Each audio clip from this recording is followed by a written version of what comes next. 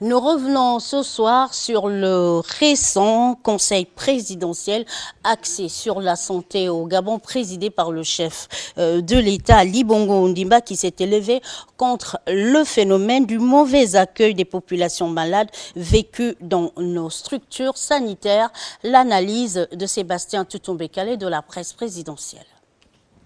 Libreville, l'année 2008, le ministre de la Défense nationale d'alors est en tournée technique des casernes des unités des forces de défense.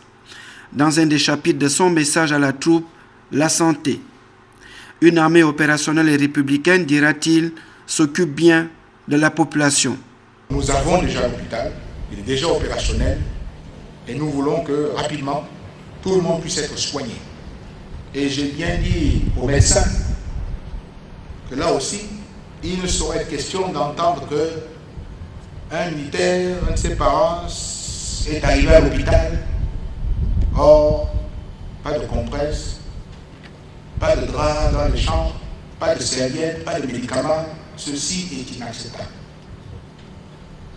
Et surtout qu'on en accueille bien les gens, sans les insulter, sans les maltraiter, et sans qu'il n'ait à attendre toute une journée.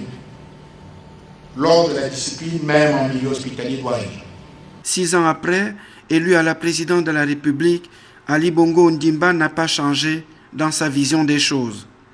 Des unités de santé militaires aux administrations civiles de santé, le chef de l'État n'a de cesse d'appeler à un meilleur accueil des populations malades.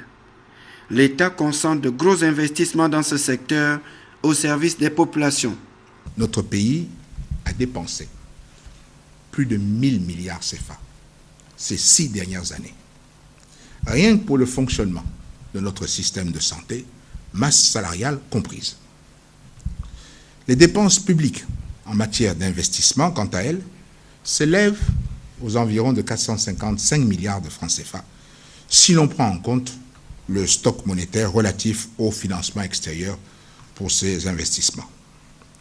Par comparaison, certains pays africains, n'atteignant pas 20% de ce budget, connaissent des améliorations significatives de leur système de santé.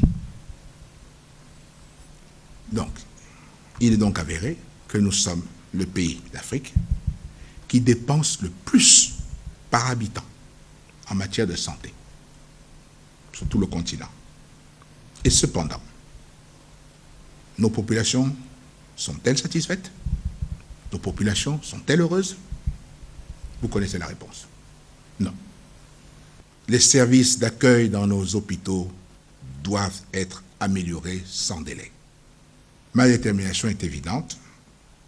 Je veux le meilleur pour nos compatriotes. Et ça, vous allez le mettre en œuvre. Le récent conseil présidentiel sur la question de la santé est donc un cri fort lancé par le chef de l'État.